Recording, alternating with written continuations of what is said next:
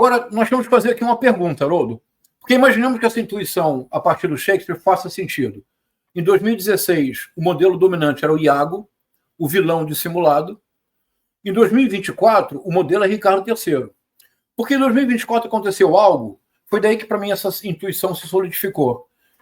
Que é muito impressionante, Haroldo. Eu acho que nós não estamos ainda sendo capazes de compreender, porque está acontecendo.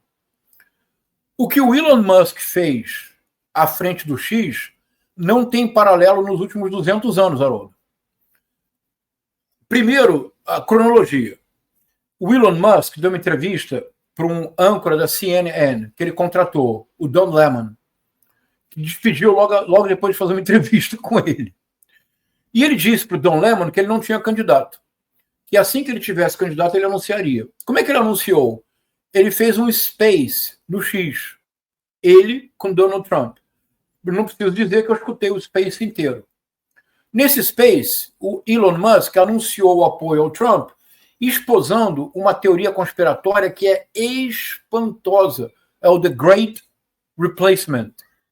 Que, na verdade, é uma teoria que começou na França com um intelectual reacionário, muito reacionário, Renaud Camus, que publicou um livro chamado Le Grand Remplacement.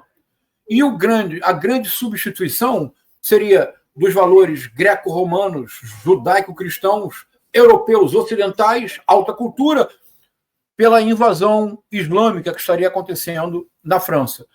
Isso repercutiu num romance literariamente fantástico, ideologicamente realmente uma miséria, que é Soumission, do Michel Houellebecq. Da onde vem essa... E isso foi adaptado nos Estados Unidos, a teoria do Great Replacement, a ideia de que os democratas colocariam milhões e milhões de imigrantes nas fronteiras para que eles votassem pelos democratas. Essa era a teoria conspiratória dominante da eleição de 2024. O Elon Musk aderiu a essa teoria no ar.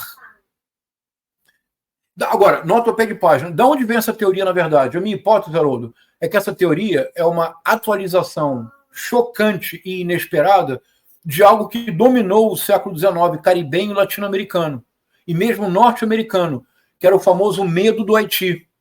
Ou seja, o terror que havia entre as elites escravocratas de que a revolução do Haiti se espraiasse por outros países escravocratas. No Brasil, o Brasil do século XIX é dificilmente compreensível se nós não entendemos que a razão, o momento que unia Luzias e Saquaremas, liberais e conservadores, o momento que os unia era o momento em que surgiu o terror do Haiti, o medo do Haiti. Então, essa teoria do Grand Remplacement ou do Great Replacement é uma atualização chocante do medo do Haiti. Mas o que fez o Elon Musk? Ele tornou o X um porto seguro para a difusão de teorias conspiratórias as mais aberrantes. Mais do que isso. Ele talvez tenha comprado o X para isso, né? É isso. É isso mesmo. Essa é a intenção, Haroldo. Aí depois a gente vai chegar na pergunta, mas me acompanhe. Nas semanas anteriores à eleição, ele divulgou algo próximo a 100 postagens deliberadamente falsas contra a campanha da Kamala Harris. Ele divulgou na sua conta pessoal um vídeo no qual a Kamala Harris, no Senado, fazia um discurso em que ela pedia voto dizendo: vote em mim. Por quê? Ela dizia: because I'm a puppet of the deep state. Ou seja, porque eu sou uma marionete do sistema. É falso. Você sabe, claro que você sabe, Haroldo, para os que agora nos acompanham, que é chocante. O número de visualizações que as postagens falsas do Elon Musk obtiveram há poucas semanas das eleições presidenciais norte-americanas é um número inacreditável de 2 bilhões de visualizações. Feito ao ar livre, sem nenhuma dissimulação. Quando ele difundiu este vídeo da Kamala Harris falso, uma pessoa o interpelou, dizendo: o senhor não sabe que este vídeo é falso? Feito com inteligência artificial? Resposta do Elon Musk: eu tenho o print, claro. Resposta do Elon Musk: consultei meu advogado e pelo que ele me disse, a paródia continua sendo legal nos Estados Unidos. Isso não é paródia, Haroldo. Percebe? Então, a presença do X é algo espantoso e deve nos preocupar para... Se eu conseguir escrever esse livro, ele só poderá ser escrito porque há uma hipótese por trás. Então, imaginemos que a descrição é razoável. Ela não é suficiente. É preciso... Como é possível que hoje essa explicitude seja concebível? Proposta, Fabiana, proposta, Haroldo, para que pensemos. Eu proponho que o capitalismo hoje, ou o que poderíamos chamar da forma capitalismo, vive a sua crise mais grave. Mas, Fabiana, eu quero dizer isso com todo o cuidado do mundo. Senão você vai achar que eu sou um youtuber stalinista que acredita que o comunismo volta amanhã. Não é isto. A crise mais grave que o capitalismo vive, porque não é mais as famosas crises cíclicas, identificadas com extraordinária inteligência pelo Karl Marx no século XIX. Não é uma crise de modificação das relações de produção, de demanda. Não. Estou propondo, Haroldo, que a crise que o capitalismo vive hoje é uma crise da utopia do capitalismo. O capitalismo como ideia-força, e todos esses sistemas, na verdade, são ideias-forças colocadas em prática. O capitalismo como ideia-força tem um princípio: a acumulação infinita de riqueza. O filho terá uma casa mais valiosa que a do pai, gera uma casa mais luxuosa que a do avô, quer uma casa que o bisavô sequer imaginou que poderia existir, não é isso? Isso é o American Dream, o American Way of Life. Há no inglês americano, Haroldo, uma palavra que eu aprendi quando fiz doutorado nos Estados Unidos, eu nunca esqueci, embora não soubesse o que fazer com ela, talvez finalmente tenha chegado a hora. A palavra é one-upmanship. Olha que palavra linda. Isso não havia no inglês britânico. Essa palavra é uma síntese do capitalismo norte-americano. Olha, one-up, acima, manship. É a habilidade de sempre estar um degrau acima na escada social, de sempre estar um degrau acima na acumulação de riqueza infinita. Sem essa ideia-força, Haroldo, o capitalismo não se sustenta. Sem essa ideia-força, o empreendedorismo selvagem, que, na verdade, é uma adaptação inesperada do evolucionismo social do Herbert Spencer do século XIX, hoje, a maneira pela qual se entende o empreendedorismo. Isso só é possível se puder preservar a ideia de uma acumulação infinita de riqueza. Sem isto, o capitalismo perde força.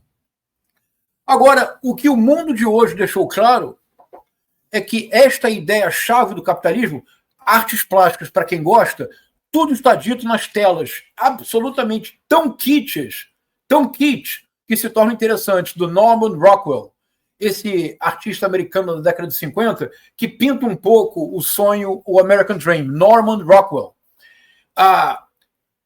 A ideia de que era possível acumular riqueza de forma infinita tinha uma ideia por trás, Haroldo, que nunca tinha sido explicitada, embora tenha sido violentamente colocada em prática. A ideia, e essa é a minha intuição, Fabiana, a ideia é de que a natureza, de igual forma, era um depósito infinito de novas riquezas.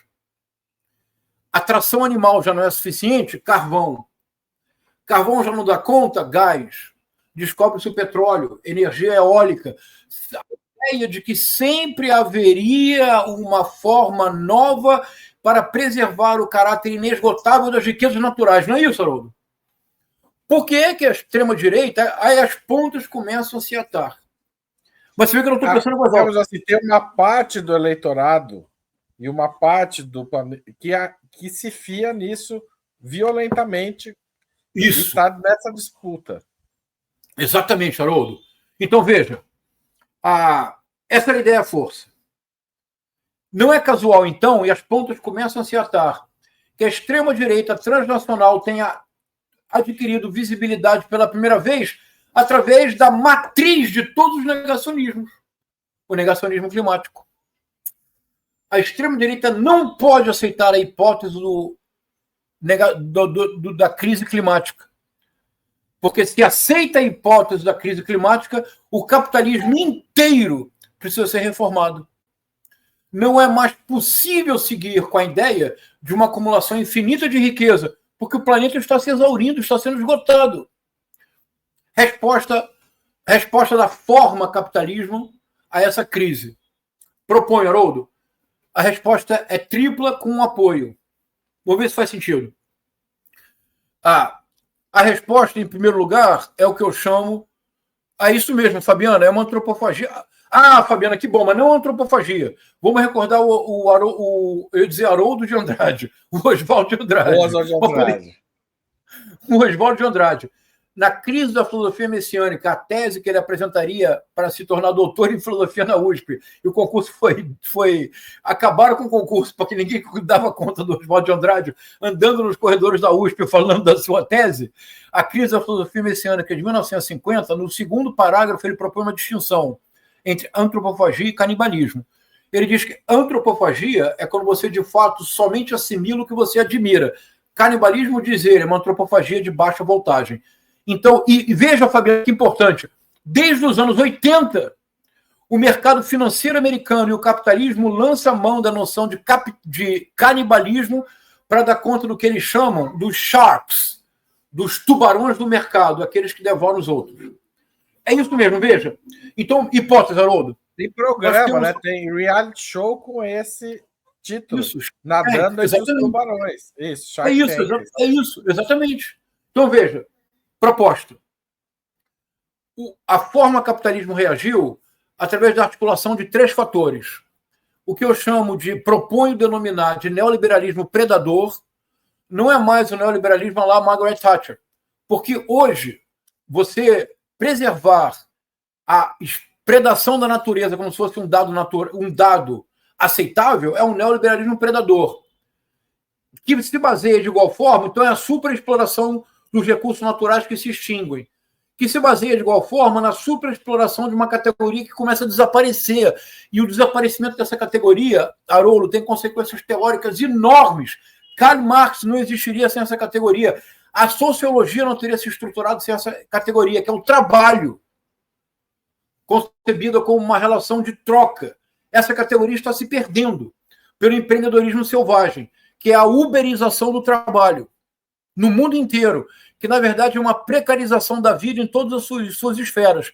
Então, neoliberalismo predador, uberização do trabalho, precarização da vida, isso somente pode ser feito com um projeto político autoritário. Não há alternativa, Haroldo. Espontaneamente ninguém vai abrir mão. Claro, ninguém vai achar que é bom trabalhar 14 horas por dia. Agora, como é que isso é possível? Guerra cultural. O que significa... Então, é isso. Faz sentido, Haroldo, essa estrutura? Claro. Fabiana, eu acho que é isso que nós estamos enfrentando. Não é que sejam paranoicos, que a sociedade seja paranoica. É que se está lançando mão dos recursos tornados disponíveis pela primeira vez na história da humanidade, que é um tipo de comunicação que inventa uma impossível simultaneidade. Haroldo, alguém de Singapura, de Quixaramobim, de Capão Redondo, de Caxias, de Nova York, podem estar dialogando conosco agora. Mas alguém pode difundir uma fake news agora que afete o planeta inteiro. Então, essa impossível simultaneidade, que nunca existiu nessa proporção na história da humanidade, implica uma aceleração do tempo, implica uma destruição da ideia de política, e implica um certo ensombrecimento constante do espaço público e da capacidade de racionalidade, cujas consequências nós estamos vivendo agora. Então, eu proponho, Fabiana, que você perguntou, neoliberalismo predador, uberização do trabalho, que quer dizer precarização da vida, projetos políticos autoritários que sempre enfrentam problemas complexos com soluções simplistas, mas como isso pode permanecer junto? A guerra cultural. Nós estamos enfrentando uma máquina infernal, Haroldo.